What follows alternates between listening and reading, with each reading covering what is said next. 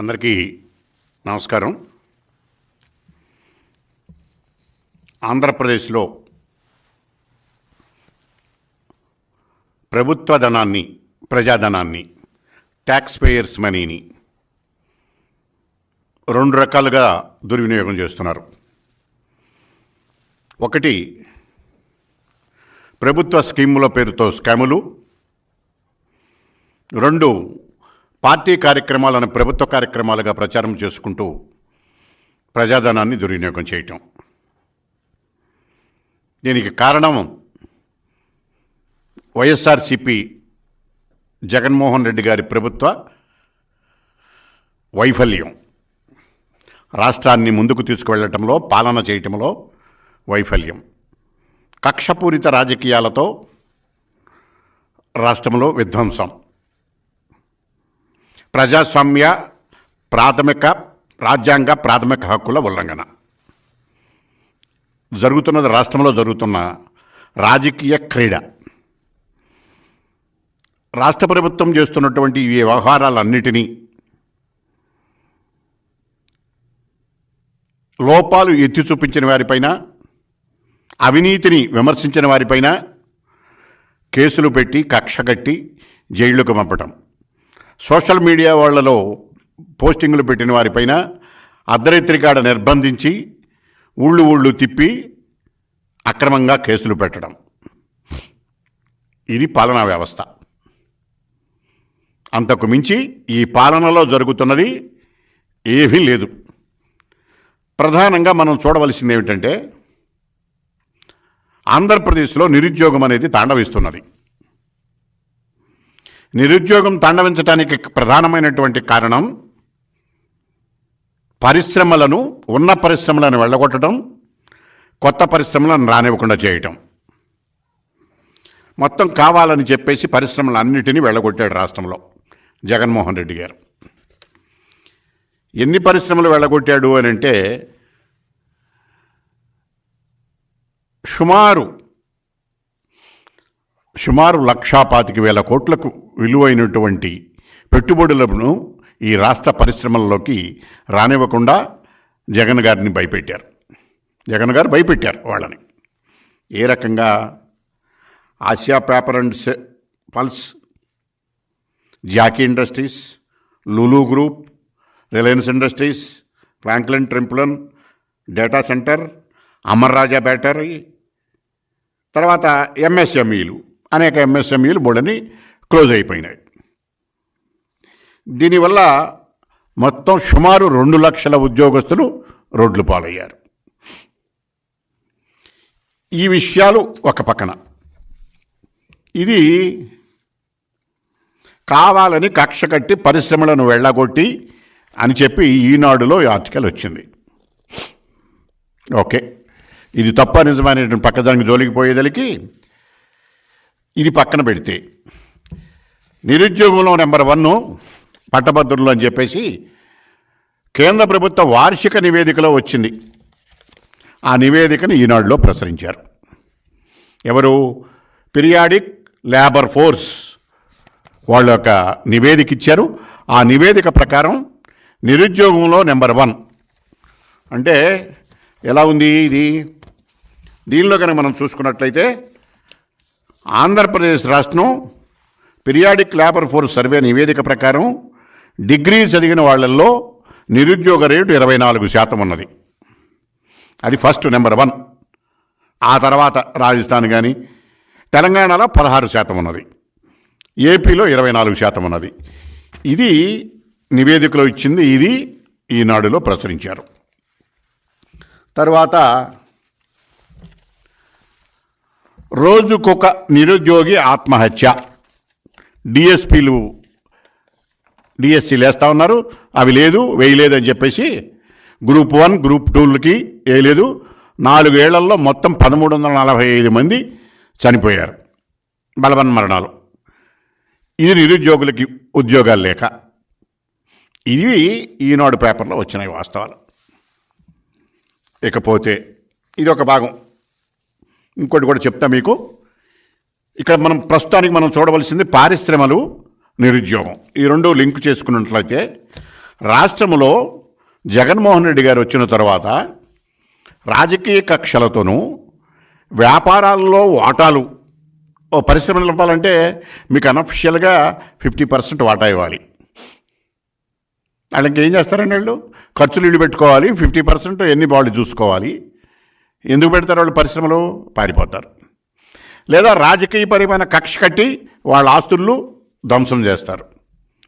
లేదా వాళ్ళ మీద ప్రభుత్వ యంత్రాంగంలో రాజ్యాంగ సంస్థలను ఉపయోగించి కేసులు పెట్టిస్తారు. అమర్ రాజా బ్యాటరీ విషయంలో మనం ఏం జరిగిందో చూసాం కదా. ఆయన నాకు ఈ తలనొప్పి ఎందుకని చెప్పేసి వాళ్ళు లిథీరియం ఫ్యాక్టరీ తెలంగాణలో కర్నూలుకు బోర్డర్ అయిన మహబూబ్ నగర్లో పెట్టుకోవడానికి సిద్ధపడ్డారు. 8,000 కోట్లు, సుమారు 1,00,000 ఉద్యోగాలు. నువ్వు ఉద్యోగాలు కల్పించవు. ఉద్యోగాలు కల్పించే పరిశ్రమలను పెట్టుబడి పెట్టనివ్వు, బెదిరిస్తావు. నీకు ఆస్తుల్లో వాటాలు కావాలి, పరిశ్రమ సంపాదనలో వాటా కావాలి, ఉద్యోగాల్లో వాటా కావాలి. మొత్తం పరిశ్రమ అల్టిమేట్గా నీ చేతిలో పెట్టి వాళ్ళు ఇంటికి వెళ్ళిపోవాలి. అలాంటి విధ్వంసకరమైనటువంటి పాలన ఈ రాష్ట్రంలో జరుగుతున్నందువల్ల పరిశ్రమలు తరలిపోయినాయి. నిరుద్యోగులు ఆత్మహత్య చేసుకుంటున్నారు. ఉద్యోగాలు లేక నిరుద్యోగ యువతన రోడ్డును పడ్డారు. నేను మిమ్మల్ని ఒకటే అడుగుతున్నా, ఇవన్నీ మేము చెప్పే అవసరమో కాదో తర్వాత ఆలోచిద్దాం. మేము ఈ ఆరోపణ చేసిన తర్వాత ప్రతిపక్షాలు ఉందో ఎందుకంటే మీ తప్పులను ఎత్తి చూపించడానికే కదా. చేసిన తర్వాత మీరు పేపర్లనో ప్రతిపక్ష నాయకులనో ప్రెస్ కాన్ఫరెన్స్ పెట్టిన వాళ్ళనో మీ లోపాలు ఎత్తి చూపించిన వాళ్ళనో వ్యక్తిగతంగా దాడులు చేస్తున్నారు. పత్రిక పెట్టి కానీ, ఫిజికల్గా బెదిరించి కానీ, పోలీసుల ద్వారా కేసులు పెట్టించు కానీ ఏదో ఒక రకంగా చేస్తున్నారు. ఒకటే ప్రశ్నిస్తున్నా, ఈ పీరియాడికల్ లేబర్ ఫోర్స్ నివేదిక తప్ప నిజమా? ఒకటి చెప్పండి. తప్పు అయితే ఏ రకంగా తప్పు, నిజమైతే ఏ రకంగా నిజం? దానికి సమాధానం ఏంటి? అది చెప్పకుండా ఇదిగో రామోజీరావుకి కాళ్ళు పోయినాయి, ఆయన ఎంత మూర్ఖంగా చేస్తున్నాడని చెప్పేసి రామోజీరావుని తిడితే ఉపయోగం ఏంటండి? ఈ నివేదికలో వచ్చిన ఆర్టికలు అబద్ధమా? ఓకే, కమాన్ రా, నీతో పాటు నేను కూడా ఆ పీరియాడికల్ లేబర్ ఫోర్స్ వేదిక సెంట్రల్ గవర్నమెంట్ మీద మనం యుద్ధం చేద్దాం. నిజమా? ఎందుకు వచ్చిందో పోనీ కారణం చెప్పు. ఈ రెండు మానేసి రామోజీరావు నిన్న ఈనాడు పేపర్ని తిడితే నీకేం వస్తుంది? నీ నోట్లో ఉన్నటువంటి కసి, నీ నోట్లో ఉన్న దుర్గంధం బయటికి వెదలుతున్నావు. అదే కదా నువ్వు చేసేది. పరిశ్రమలు వెళ్ళిపోయిన మాట అబద్ధమా? పోనీ కావాలని చెప్పి పరిశ్రమలు వెళ్ళగొట్టావు. నీ కళ్ళ ముందు అమర్ రాజా తెలుసు, అలాగే లూలు గ్రూప్ తెలుసు, అలాగే మీకు ఆసియా పేపర్ అండ్ పల్స్ తెలుసు, జాకీ ఇండస్ట్రీస్ తెలుసు, అలాగే డేటా సెంటర్ తెలంగాణలో షాద్నగర్ ఏరియాలో పెట్టుకుంటున్నారు వాళ్ళు. ఇవన్నీ ఆంధ్రప్రదేశ్కి వచ్చి ఇదే చంద్రబాబు నాయుడు గారికి ఉంటే ఏమయ్యేది? తెలంగాణలో పెట్టబోయే పరిశ్రమలు కూడా ఆంధ్రాకి తీసుకొచ్చి పెట్టించేవాడు ఆయన. ఆంధ్రాలో పెడతామన్న పరిశ్రమలు మీరు వెళ్ళగొట్టేసి పక్కకు పంపించేసేస్తున్నారు. మరి పరిశ్రమలు కావాలని కక్ష కొట్టి పరిశ్రమలు వెళ్ళగొట్టడం కాదా ఇది? మీ అవినీతికి నిదర్శనం కాదా? వీటికి సమాధానం చెప్పండి. ఇందులో ఉన్నటువంటి అంశాలకి అక్షరపూర్వకంగా సమాధానం చెప్పండి. దాని మీద డిబేట్ చేయండి. కనుక పరిశ్రమలను వెళ్ళగొట్టారు, నిరుద్యోగంలో 2 లక్షల మంది నిరుద్యోగులను చేశారు, దాదాపు 1,400 మంది నిరుద్యోగులు ఆత్మహత్య చేసుకుంటున్నారు. ఇప్పటికీ నిర్మూలన జరుగుతూ ఉంది. అలాగే సెంట్రల్ బయటపెట్టిన నివేదిక ప్రకారం ఆంధ్రప్రదేశ్ రైతులు ఆత్మహత్యలో 3వ స్థానంలో నిలిచింది. ఇదే విషయాన్ని నేను మన పార్లమెంట్లో లేవనెత్తాను. రైతుల ఆత్మహత్యలు ఆంధ్రప్రదేశ్లో ప్రభుత్వం ఆదుకోకపోవడం వల్ల, రైతు వ్యతిరేక విధానాలు అవలంబించడం వల్ల, రైతులు కనీసం తుఫాను బాధితులను కూడా ఆదుకోలేనటువంటి దౌర్భాగ్య స్థితిలో ఉన్నందువల్ల మీరు ఆదుకోండి అని చెప్పి కేంద్ర ప్రభుత్వాన్ని నేను కోరటం జరిగింది. ఇది కేవలం మీ వైఫల్యమే కదా. ఈ రకంగా మీరేమో నిరుద్యోగాలు, పరిశ్రమలు వీటిని ఏమి చేయకుండా రాష్ట్ర అభివృద్ధికి ఎలా చేయాలనేది చెప్పకుండా విశాఖపట్నాన్ని రాజధానిగా పెడుతున్నాం, అది డెవలప్ అయింది అని చెబుతున్నారు. విశాఖపట్నం నువ్వు డెవలప్ చేసేది ఏంటి? ఆల్రెడీ డెవలప్ అయి ఉంది అక్కడ.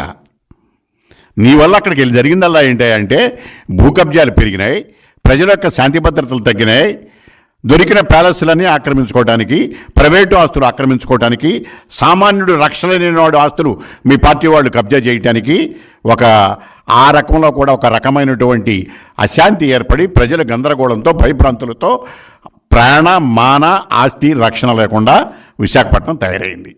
కారణం ఏమిటి? మీరు అడుగు పెట్టబట్టి మీ పార్టీ అక్కడ విధ్వంస కార్యక్రమాల వల్ల. కమన్, దాని మీద రండి, ఒక్కొక్కటి నిరూపిద్దాం. మీరు పేపర్లో తట్టి ప్రెస్సుల్లో తిట్టి ఉపయోగం లేదు. మీ సాక్షి టీవీని వెంట పెట్టుకురండి. ఒక్కొక్క ఇన్సిడెంటు జరిగినటువంటి వాస్తవాలు ఏమిటో మీ ముందు, ఆ ప్రెస్ ముందు, మీ సాక్షి టీవీ ముందు, ఈనాడు ముందు కాదు. ఎందుకంటే ఈనాడు అంటే మళ్ళీ రామోజీరావు గుర్తుకొస్తాడు. ఆయన గుర్తుకు రాగానే మీకు పగొచ్చేస్తుంది, మీకు నిద్ర పట్టదు. రామోజీరావు గారిని తిడితే తప్ప మీకు రోజు గడవదు. చంద్రబాబు నాయుడు గారిని తిడితే తప్ప మీకు రోజు గడవదు. కనుక వాళ్ళని పక్కన పెట్టేద్దాం. మీ సాక్షి టీవీని తీసుకుని ప్రజల్లోకి వెళదాం. ఏ ఏ పరిశ్రమలు వెళ్ళిపోయినాయో, దానివల్ల ఎంత నష్టపోయినాయో చూద్దాం. ఎంతమంది కుటుంబాలు ఆత్మహత్యలు చేసుకున్నారో అవి పరిశీలిద్దాం. వాళ్ళు ఇళ్ళకి తీసుకెళ్తాం, మేము వెంట పెట్టుకుని తీసుకెళ్తాం. సబ్జెక్ట్ టు కండిషన్ మీ సాక్షి టీవీని వెంట పెట్టుకుని నిష్పక్షపాతంగా మీరు దౌర్జన్యాలు చేయకుండా, తిట్టకుండా, కేసులు పెట్టకుండా, వాస్తవాలు వెల్లడించడం కోసం ప్రజల్లోకి సాక్షి టీవీ ద్వారా ఈనాడులో రాసినటువంటి వార్తలు, కేంద్ర ప్రభుత్వం ఇచ్చినటువంటి నివేదికల ఆధారంగా మనం పరిశీలన చేద్దాం. క్షేత్రస్థాయి పరిశీలన చేయడానికి ఈ వార్తల ఆధారంగా మీరు పత్రికల యొక్క సాక్ష్యంలో, ఎలక్ట్రానిక్ మీడియా, ప్రింట్ మీడియాల యొక్క వాళ్ళ యొక్క సమక్షంలో విచారణ చేయడానికి మీరు సిద్ధంగా ఉన్నారా? ఉంటే మేము సిద్ధంగా ఉన్నాం. వాటి మేము నిరూపిస్తాం. మీరు సిద్ధంగా ఉంటే చెప్పండి. లేదు అని అనుకుంటే ఈ పత్రికల్లో రాసినటువంటి వాస్తవాలన్నీ కూడా పూర్తిగా నిజాలు అని చెప్పేసి మేము ప్రకటించవలసి వస్తుంది. ప్రకటించేది ఏముంది? మేము ప్రకటించలా, కేంద్ర ప్రభుత్వ సంస్థలే ప్రకటించినాయి. ఒకవేళ కేంద్ర ప్రభుత్వ సంస్థలు తప్పు అయితే, మీ ఎంపీలు ఉన్నారుగా, 31 మంది ఉన్నారు కదా, కేంద్ర ప్రభుత్వాన్ని నిలదీయాలి కదా. ఏంటండి నిరుద్యోగంలో ఎట్లా రాశారు మా మీద, రైతుల ఆత్మహత్యల మీద ఎలా రాశారు, ఇవన్నీ తప్పులు కదా అని చెప్పి పార్లమెంట్లో నిలదీయాలి కదా. మీ ఎంపీలు ఎంతసేపు అక్కడ ఉన్నటువంటి అధికార యంత్రాంగానికి ఊడికం చేసుకోవడానికి తప్ప రెండో కార్యక్రమం లేదు కదా. 31 మంది ఎంపీలుంటే ఏనాడైనా మీ ముఖ్యమంత్రి గారు పార్లమెంటరీ పార్టీ సమావేశం నిర్వహించారా? సమస్యలు చర్చించారా? రాష్ట్రానికి రావాల్సిన ప్రాజెక్టుల విషయం, నీటి విషయం, నిధుల విషయం, విధుల విషయం, ఏపీ రీఆర్గనైజేషన్ యాక్ట్కు సంబంధించినటువంటి అంశాల అమలు గురించి, మీరు చెబుతున్న ప్రత్యేక హోదా గురించి ఏనాడైనా మీరు మాట్లాడారా? మీ ఎంపీలు మాట్లాడారా?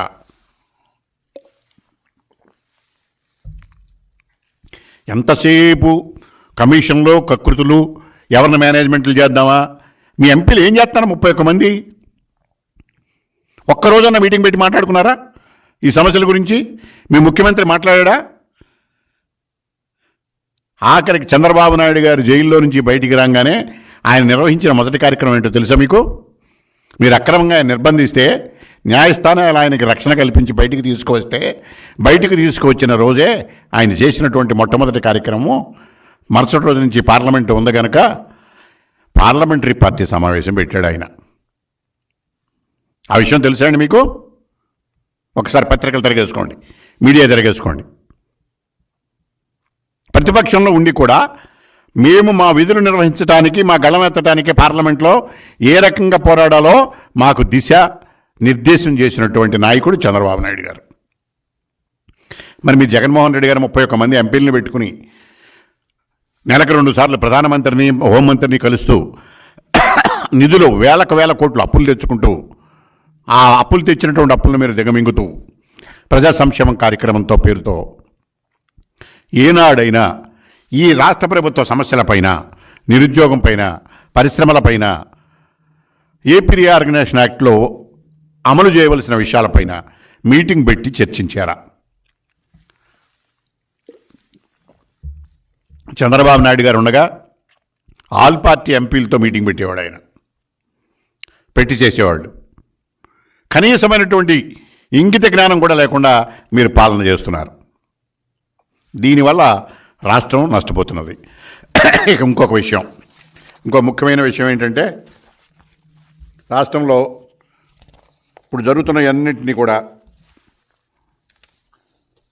నేను ఉన్నాను, నేను వినను అని చెప్పి ఈనాడులో ఒక ఆర్టికల్ వచ్చింది. దాని మీద మీరు ఏం చేశారు? సాక్షిలో ఒక ఆర్టికల్ వేశారు. అసత్యాలు అసూయపడేలా, పైచ్యం దాటిన పైచాచికం, జనం ఇచ్చిన జగన్ పాలనలో అసూయతో మెలిగిపోతున్న రామోజీ, పరిపాలనకు మానవీయతా కోణం అని చెప్పి జగన్ గారి గురించి రాశారు. నేను విన్నాను, నేను ఉన్నాను అని. ఒక్క విషయానికి సమాధానం చెప్పండి. 31 మంది ఎంపీలు, 151 మంది ఎమ్మెల్యేలతో ఈరోజు వరకు ఒక్కసారి కూడా కలవని వాళ్ళు ఎన్ని వందల మంది ఉన్నారు? 151 మంది ఎమ్మెల్యేల్లో మీ ఎమ్మెల్యేలు కనీసం 50 మందిని కూడా మీరు కలవాలా ఇంతవరకు ఈ 4.5 ఏళ్లలో? ఈ 31 మంది ఎమ్మెల్యేల్లో మీకు ఢిల్లీలో వ్యవహారాలు చక్కబెట్టి 2-3 ఎంపీలు తప్ప 31 మంది ఎంపీల్లో మీరు కలవాలా? వీళ్ళతో మీరు మీటింగ్లు పెట్టలా. పార్లమెంటరీ పార్టీ సమావేశాలు లేవు, ఎమ్మెల్యేలను కలవటం లేదు. నువ్వు నేను విన్నాను, నేను ఉన్నాను అని చెప్తే అది నమ్మమంటారా? మీ ఎమ్మెల్యేలకి ఎంపీలకి దిక్కులేక మీతో తగువ పెట్టుకుని మా బయటికి వెళ్ళిపోయి ఇవాళ మీ ఎమ్మెల్యేలు అందరూ ఇవాళ మేమే తిరగబడుతున్నారు. ఎమ్మెల్యేలు మీరు తిరగబడుతుంటే ఆ ఎమ్మెల్యేలకి మీదంతా ప్రజల్లో వ్యతిరేకత ఉంది, అందుకని మిమ్మల్ని మార్చేస్తున్నానని చెప్తున్నాడు. వ్యతిరేకత ఉంది జగన్మోహన్ రెడ్డి మీద, ఎమ్మెల్యేల మీద కాదు, నీ పాలన మీద. ఎందుకంటే పాలనలో ఎమ్మెల్యేలు కానీ, ఎంపీలు కానీ, మంత్రులు కానీ భాగస్వాములు కాలా. వాళ్ళు కేవలం ఉత్సవ విగ్రహాల వల్లనే ఉన్నారు. పాలనా యంత్రాంగం అంతా కేంద్రీకృతమై ఒక జగన్మోహన్ రెడ్డి అంతరంగిక అంతఃపురంలో మాత్రమే ఉన్నది. పాలనంతా జగన్ గారి ఇంటి చుట్టూ కోటరీలోనే నడుస్తున్నది. మంత్రులు, ఎమ్మెల్యేలు, ఎంపీలు ఉత్సవ విగ్రహాలు. ఏ ఒక్కరూ పాలనలో భాగస్వాములు కాదు. కనుక పాలన మీద వ్యతిరేకత వచ్చింది తప్ప మీ ఎమ్మెల్యేల మీద వ్యతిరేకత కాదు. పాలనలో వ్యతిరేకత వచ్చినప్పుడు ఏం చేయాలి? జగన్మోహన్ రెడ్డిని మార్చేయాలి. దానికి చర్యలు తీసుకోండి. జగన్మోహన్ రెడ్డి కుటుంబాన్ని మొత్తం పక్కన పెడితే అప్పుడు ఈ సమస్యకు పరిష్కారం దొరుకుతుంది. అదే విషయం పక్కన పెట్టుకుని ఎక్కడెక్కడ ఏం జరిగింది, ఏం వినలేదు అని ప్రతిపక్ష నేతగా ఈయన ఉన్నప్పుడు మీరు చెప్పింది ఏంటి, ఇవాళ మీరు చేస్తున్నది ఏమిటి, వీడియో క్లిప్పింగ్లతో సహా మేము మీ ముందు ఉంచుతాం. దానికి సమాధానం చెప్పండి. మొట్టమొదటి ప్రశ్న, అమరావతి రాజధానిగా ఉండాలి, 30,000 ఎకరాలు తీసుకోండి, గుంటూరు విజయవాడ మధ్య రాజధాని పెట్టండి, మేము మనస్ఫూర్తిగా సమర్థిస్తున్నామని చెప్పావా లేదా? నెంబర్ 1. ఉదాహరణకి మరి అమరావతి రాజధాని పెట్టిన తర్వాత నువ్వు అధికారంలోకి రాగానే దీన్ని 3 రాజధానులు అనే పేరుతో విచ్ఛిన్నం చేసి ప్రజల మధ్య కలతలు పెట్టి దాదాపు 4 సంవత్సరాలుగా అమరావతి ఏరియా ప్రాంత రైతులని, రాష్ట్రంలో ప్రజలను రోడ్ల మీద పడేసి కేసులు పెట్టి నిర్బంధం చేస్తున్నావా లేదా? ఇది నువ్వు ఇచ్చినటువంటి ప్రామిస్కి, వాగ్దానానికి విరుద్ధమా, మడం తిప్పటమా కాదా? ఇలాంటివి చెప్పుకుండా పోతే ఇవాళ నాకు ఈరోజు సరిపోదు. వాటికి మీరు సమాధానం చెప్పండి. మేము ఇంతకు ముందు చెప్పాము, మేము తప్పు అయిపోయింది, లెంపలేసుకుంటున్నాం, ప్రజలకు క్షమాపణ చెబుతున్నాం. నువ్వు అధికారంలోకి రావడానికి చెప్పిన మాట ఏమిటి? అధికారంలోకి వచ్చినాక మడం తిప్పింది ఏమిటి? అదే కదా మరి మీరు చెప్పినటువంటి భిన్నాలకు భిన్నంగా ఉంటే ఈనాడు పేపర్లో అవి వస్తే రామోజీరావు గారి మీద దాడి చేస్తారు మీరు. అంతా బాగానే ఉంది. ఇక ప్రజాస్వామ్యుని దుర్వినియోగం చేసి జగన్మోహన్ రెడ్డి గారు జన్మించారు. పాపం ఆయన ఎప్పుడు జన్మించారో కానీ ఆ రాష్ట్రానికి పట్టిన అదృష్టమో దురదృష్టమో మనకు తెలియదు. కానీ ఇవాళ ప్రభుత్వ ధనాలతో ఆంధ్రప్రదేశ్ ఖనిజ అభివృద్ధి సంస్థ ప్రభుత్వ ధనంతో సుమారు 100 కోట్లు. ఈ 100 కోట్లు కూడా ఎవరికి వెళ్ళాలి? సాక్షి పేపర్కి వెళ్ళాలి. డబ్బులు ఎవరి? ప్రభుత్వ సంస్థలవి. ఈ పుట్టినరోజు ఎవరిది? జగన్మోహన్ రెడ్డి గారిది. జగన్మోహన్ రెడ్డి గారి పుట్టినరోజుకి రాష్ట్ర ప్రభుత్వ సంస్థల ద్వారా 100 కోట్లు వెచ్చించి ప్రకటనలు సాక్షి పేపర్లు ఇస్తే మళ్ళీ ఎవరికి వెళ్తాయి? సాక్షి పేపర్కి వెళ్తాయి. అంటే ఏంటి? ఇది ఎక్కడ విడ్డూరం అండి? ఇది ఏ రాష్ట్రంలో ఉన్నా, ఏ ప్రభుత్వంలో ఉన్నా మనం చూసామా? ఇది ప్రభుత్వం నీది, పుట్టినరోజు నీది, పత్రిక నీది, డబ్బులు మాత్రం ప్రజలే. ప్రజల డబ్బుని ఏ రకంగా మౌలు చేయాలనే దానికి ఇంతకన్నా సాక్ష్యం మీకు ఏమైనా కావాలండి? మీరు మీ తండ్రి గారు అధికారంలో ఉన్నప్పుడు కిడ్ ప్రోకో పేరుతో 1,00,000 కోట్లు దోచేసిన వైనం ఈ ఒక్క ఈనాడు పేపర్లో మీ బర్త్డే నాడు ప్రతిబింబిస్తుంది. ప్రభుత్వ డబ్బులు, ప్రజల డబ్బులు, ట్యాక్స్ పేయర్స్ మనీని మీ బర్త్డే ప్రచారం కోసం, ప్రచారానికి మీ సంస్థల అన్నిటికీ కూడా ఉపయోగించుకుని ప్రైవేటుగా అధికారికంగా డబ్బులు మీ పత్రిక చేరాలి. జారడానికి ఇది ఉదాహరణ. ఇంతకన్నా అవినీతి ఏమైనా ఉంటుందండి? దీన్ని మించిన అవినీతి ఏమైనా మనం చూపించగలమా? మీకు రామోజీరావు గారి మీద నిందలు వేసేటటువంటి నైతికమైనటువంటి బాధ్యత మీకు అసలు విలువలు ఉన్నాయా? ఆ అధికారం ఉందా? మోరల్స్? రామోజీరావు గారి నైతికతను గురించి, ఆయన యొక్క పత్రిక యొక్క కథనాలను గురించి విమర్శించే స్థాయి మీకు ఉన్నదా? దీనికి ఒక్కదానికి సమాధానం చెప్పండి. ఎందుకండి ఈ రాజకీయాలు? డబ్బు సంపాదించాలి, ఇంత గడ్డి తినాలా? ప్రతి స్కీములోనూ గడ్డి తింటమే కదా. రామోజీరావు గారు ఏ పత్రికలో ఏ వార్త రాసి ఎక్కడ రూపాయి సంపాదించాడు చెప్పండి. మీరు చేసిన ఎత్తి చూపిస్తే, గవర్నమెంట్ సంస్థలు, కేంద్ర ప్రభుత్వ సంస్థలు కనుక రాసినవి కనుక మీకు చూపిస్తే, కళ్ళకు కట్టినట్టు పరిశ్రమ నివేదికలు ఇస్తే, ఆ నివేదికలు పత్రికలో ప్రచురిస్తే ఆయన అసూయతో రాసినట్ట. ఎందుకు ఆయన అసూయ? ఆయన ఎప్పుడు ఈ 30 ఏళ్లలో ముఖ్యమంత్రి అవ్వాలని కానీ, రాజకీయాలకు రావాలని కానీ, అలాగే ఆ పత్రికల్లో ప్రభుత్వం తరఫున అడ్వర్టైజ్మెంట్లో ఆయన పత్రికకి ఇప్పించుకుని ఆయన డబ్బులు తీసుకోవాలని కానీ ఎప్పుడు ప్రయత్నం చేయలే. మీరు చూపించండి, ఉంటే వాస్తవాలు ఉంటే వెళ్దాం. దౌర్భాగ్యంగా మీరు వీటిల్లో రాసినటువంటి విషయాలకి మీ దగ్గర సమాధానం లేక బుకాయించి అధికారాన్ని అడ్డం పెట్టుకుని రామోజీరావు గారు లాంటి వ్యక్తుల మీద నిందలు వేసి మీ పబ్బం గడుపుకోవడానికి చేస్తున్నటువంటి వ్యవహారాలు. ఇకపోతే రామోజీరావు గారి మీద ఆరోపణలు చేశారు కదా, అక్కడితో శాంతించారా మీరు? శాంతించరా. ఏం చేశారండి? మార్గదర్శి, ఆయన సంస్థ మార్గదర్శి చిట్ ఫండ్ ఎన్ని సంవత్సరాల నుంచి నడుస్తుంది? ఎన్ని కేసులు పెట్టారు? చివరికి కోర్టులను కూడా నిందించారు ఆయన కేసుల్లో. మీరు చివరికి కోర్టులకు వెళ్తే ఏం చేశారు? సుప్రీంకోర్టు నోటీసులు ఇచ్చి మీకు మొత్తం ఇదంతా నోటీసులు ఇచ్చి మీకు మొట్టికాయలు మొట్టి ఆంధ్రప్రదేశ్ హైకోర్టులో మిమ్మల్ని సిఐడి వాళ్ళని దొంగ కేసులు పెట్టినందుకు క్షమాపణలు చెప్పించి, అయినా కూడా మీకు బుద్ధి రాలేదుగా. మార్గదర్శి వ్యవహారంలో కక్షగట్టి ఎటువంటి కంప్లైంట్ పబ్లిక్ నుంచి లేకపోయినా కొన్ని లక్షల మందికి ఉపాధి కల్పిస్తున్నటువంటి ఆ సంస్థని రాష్ట్ర ప్రభుత్వం నుంచి రాష్ట్రం మూసేయించడానికి, ఈ రాష్ట్రాన్ని నుంచి, తెలంగాణ రాష్ట్రం నుంచి రామోజీరావు గారి ఆర్థిక మూలాలు దెబ్బతీయటానికి మీరు ఎన్ని దెబ్బలు తీసినా ప్రజల్లో ఉండే బలమైన నాడిపోదు. ఒకటే ఉదాహరణ, మీ తండ్రి గారు ఆయన ముఖ్యమంత్రి అయిన తరువాత ఇళ్ల స్థలం లేక రాష్ట్ర ప్రభుత్వం నుంచి గజానికి 1000 రూపాయల చొప్పున ఆయన ముఖ్యమంత్రిగా రెగ్యులరైజ్ కోర్టు ద్వారా వెళ్ళి తర్వాత రెగ్యులరైజ్ చేయించుకున్న ఇంటికి స్థలము లేదు అని చెప్పి ఇళ్ల స్థలము చేయించుకున్న పరిస్థితి నుంచి ఆయన ఎప్పుడు ముఖ్యమంత్రి అయ్యారండి? 2004లో. 2009లోపు అప్పటికి వాళ్ళ కుటుంబ ఆస్తి అది. జగన్మోహన్ రెడ్డి గారికి అప్పటికి ఆస్తి ఎంతండి? 1,00,000 కోట్లు అన్అఫిషియల్గా, అంటే మార్కెట్ వాల్యూ. అదే సిబిఐ వాళ్ళు లెక్క కట్టి వేసింది ఎంతండి? 43,000 కోట్లు. 43,000 కోట్ల ఆస్తి. పోనీ సిబిఐ లెక్క తీసుకుందాం. తండ్రి అధికారాన్ని మించిన 5 సంవత్సరాల్లో సంపాదిస్తే రామోజీరావు గారు ఎప్పుడు పోయి ఈ సంస్థలను పెట్టారు? ఇవాళకి ఏ స్థాయికి వచ్చాడు ఆయన? ఇదంతా లేకుండా ఒక్క సంవత్సరంలో 43,000 కోట్లు సంపాదించేటటువంటి మార్గం ఈ దేశంలో, ప్రపంచంలో ఒక పత్రిక, ఇంగ్లీష్ పత్రిక వరల్డ్ మ్యాగజైను ఏమని రాసిందో తెలుసా? ఈ ప్రపంచంలో అత్యంత రాజకీయ అవినీతిపరుడు ఎవరు అంటే జగన్మోహన్ రెడ్డి గారిని ప్రచురించింది. దానికి కూడా రామోజీరావు గారి కారణమా? International magazine. పోనీ అది అబద్ధమా?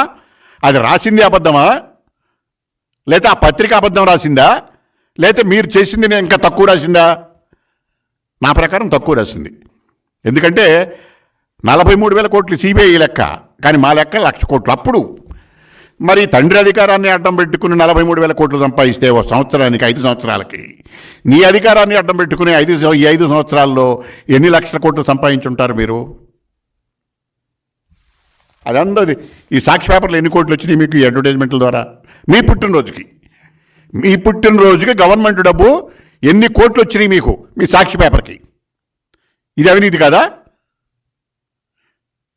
మీరు అవినీతిని గురించి, రామోజీరావుని గురించి, చంద్రబాబు నాయుడు గురించి మాట్లాడే నైతిక అర్హత మీకున్నదా? ప్రజల జీవితాలతో చెలగాటమాడుతున్నారు మీరు. నిరుద్యోగుల జీవితాలతో చెలగాటమాడుతున్నారు, రైతుల జీవితాలతో చెలగాటమాడుతున్నారు. ఈ రాష్ట్రాన్ని విధ్వంసకాపారణలకు నెట్టేసి మీ పబ్బం గడుపుకుంటూ ఎదురుదాడి చేసి మీ ప్రైవేట్ ఆర్మీ ద్వారా ప్రభుత్వ పోలీసులను ప్రైవేట్ ఆర్మీగా మార్చి ప్రజల మీద, మీ పైన నిరసన వ్యక్తం చేసిన వారి మీద దాడులు చేస్తూ, కేసులు పెట్టి, కాలయాపన చేస్తూ మీరు మీ వ్యవహారం చేస్తున్నారు. మీ అవినీతిని కప్పిపుచ్చుకోవడానికి ప్రయత్నం చేస్తున్నారు. ఇదే పరిస్థితి మీరు ఇప్పటికి కూడా మీకు కనువిప్పు కలగట్లేదు. తెల్లవారు లెగిస్తే చంద్రబాబు జపం లేదా రామోజీరావు గారు జపం. చంద్రబాబు గారు, రామోజీరావు గారు. మీ మంత్రులు ఏం చెప్తారు? చంద్రబాబు పని ఫినిష్, రామోజీరావు పని ఫినిష్, లేకపోతే ఇంకో పత్రిక ఎల్లో మీడియా ఏదో ఇంకో పని ఫినిష్. అన్నీ అయిపోయినాయి. చంద్రబాబు గారు అయిపోయాడు, లోకేష్ అయిపోయాడు, అందరూ అయిపోయాడు, పవన్ కళ్యాణ్ దత్తపుత్రుడు, వాళ్ళు కలిస్తే అవసరం లేదు, ఆ పీకే వచ్చాడు, ఈ పీకే వచ్చాడు అని చెప్పి మీరు పీకేస్తున్నారు. ఎన్ని చూస్తుంటే మీకు నిద్ర పట్టక, నిద్రాహారాలు మానేసి గందరగోళమైనటువంటి పరిస్థితికి నెట్టబడి మీ పత్రికల నిండా చంద్రబాబుని గురించి, రామోజీరావుని గురించి. ఏ రోజైనా ఉన్నది ఉన్నట్టు రాసినటువంటి పత్రిక సాక్షులు ఏనాడైనా, ఏ ఒక్కరోజైనా కనీసం సుప్రీంకోర్టులో ఇచ్చినటువంటి ఉత్తర్వులని ఉత్తర్వుగా దాన్ని వక్రీకరించకుండా ప్రచురించిన రోజు ఉన్నదా మీకు? ఇట్లాంటి జర్నలిజాన్ని కూడా భ్రష్టు పట్టించి మీ పార్టీ జగన్మోహన్ రెడ్డి గారి వ్యక్తిగతమైనటువంటి అధికార పత్రిక, దీన్ని ప్రభుత్వ పత్రికగా భావించి ప్రభుత్వంతో అలాగే పంచాయతీలకు కూడా డబ్బులిచ్చి, అన్ని ఉద్యోగస్తులకు డబ్బులిచ్చి, గవర్నమెంట్ డబ్బులతో సాక్షి పేపర్ కొనిపించడానికి వేస్తే అది కూడా కోర్టులో కేసులు నడుస్తున్నాయి. ఇట్లాంటి విధ్వంసకర పాలనలో మీరు ఇప్పటికైనా వాస్తవాలు గమనించి ఎదుటివారి మీద దాడి చేసి మానేసి మీరు చేసిన పనులు ఏంటో చెప్పుకోండి. మేము చెప్తున్నాం, మీరు చేసిన ప్రతిపక్షంలో ఏమున్నాయో అది కాదని నిరూపించడానికి సిద్ధపడండి, మేము సిద్ధంగా ఉన్నాం. మీరు ఇట్లాంటి అకృత్యాలు కనుక పాల్పడినట్టయితే సాక్షి పేపర్లను మీరు అతి త్వరలో మీరే మూసుకోవాల్సిన పరిస్థితి వస్తుంది. అంతేకాకుండా రామోజీరావు గారి మీద, చంద్రబాబు నాయుడు గారి మీద దాడి చేస్తున్నారు మీరు. మీకు ఎంతో కాలం చేయలేరు, మీకు మిగిలింది ఈ 3 నెలల కాలమే. ఈ 3 నెలల కాలంలో మీ భాగవతాలన్నీ ఇంకా మిగతాయన్నీ కూడా బయటకు వస్తాయి. ప్రజలు మీరు రాసేటటువంటి రాతలకి అసత్యాలు అసూయపడేలా. ఇదండి సాక్షి పేపర్లో రాసేది. ఎవరిదే సత్యం? సత్యాన్ని గురించి మీరు మాట్లాడటం, అవినీతిని గురించి మీరు మాట్లాడటం. నేను నిన్న మొన్న ఎక్కడో సోషల్ మీడియాలో ఒక వీడియో చూసా. ఆ వీడియో ఏంటంటే, ఎవరంటే తెలుగుదేశం కాదు, కడియం శ్రీహరి గారు. కడియం శ్రీహరి గారు మాట్లాడుతూ ఆయన 2 మాటలు, నాకు 2 విషయాలకు నవ్వొస్తుందని నవ్వుతా ఆయన మాట్లాడాడు. జగన్మోహన్ రెడ్డి గారు అవినీతిని గురించి మాట్లాడుతున్నారండి, నాకు నవ్వు వచ్చింది అని నవ్వుతా. ఆయన తండ్రి అధికారాన్ని పెట్టుకుని 1,00,000 కోట్లు దోచేసిన ఆయన అవినీతిని గురించి మాట్లాడుతున్నాడు. అలాంటి దౌర్భాగ్యమైన స్టేజ్లో మనం ఉన్నాము అని చెప్పేసి ఆయన చెప్పాడు. మరి అది చూసిన తర్వాత ఇవాళ ఆంధ్రప్రదేశ్ భ్రష్టు పట్టించి తెలంగాణలో మంత్రులందరూ రోజు మన ఆంధ్రప్రదేశ్ని తిడుతూ హేళన చేస్తూ ఉంటే మీ మంత్రులు ఒక్కరు నోరెత్తరు. చంద్రబాబు నాయుడు గారిని తిట్టడానికి, రామోజీరావు గారిని తిట్టడానికి, మార్గదర్శి మీద కేసులు పెట్టడానికి, ప్రతిపక్ష నాయకుల మీద కేసులు పెట్టడానికి, ఇట్లా బెదిరించి పోలీసులను అడ్డం పెట్టుకుని మీ పబ్బం గడుపుకోవడానికి కాలక్షేపం చేస్తున్నారు. కనుక మీకు ఎటువంటి నైతిక హక్కులు లేవు, మోరల్స్ లేవు, రాజకీయపరమైన విలువలు లేవు, వ్యక్తిగతమైన క్రమశిక్షణ లేదు. మీరు మరొక్కసారి ఇట్లాంటి నీతులు చెప్పకుండా ఉండి మీ పాలన మీరు చేసుకుంటే బుద్ధిగా ఉంటుంది. ప్రజలు ఒకవేళ రేపొద్దున మీరు ప్రతిపక్షంలో ఉన్నప్పటికీ కొంచెం గౌరవించడానికి మీకు భవిష్యత్తు ఉంటుంది. అది కూడా లేకపోతే మీరు ఇక మీ పార్టీ కాదు కదా, మీ పార్టీలో మీ నాయకులే. ఇప్పుడే మీ పత్రికల్లో మీరు రాయకపోవచ్చు, కానీ మిగతా అన్ని పత్రికలు మీ ఎమ్మెల్యేలు ఎంతమంది ఎలా రోజు తిరగబడుతున్నారో, మీ గురించి ఏమనుకుంటున్నారో, మీరు వాస్తవంగా మీ పక్కన మిమ్మల్ని నమ్ముకున్న వాళ్ళను కూడా మీరు ఒక్కసారి వినండి. మీ నిజాలు, మీ నిజ రూపం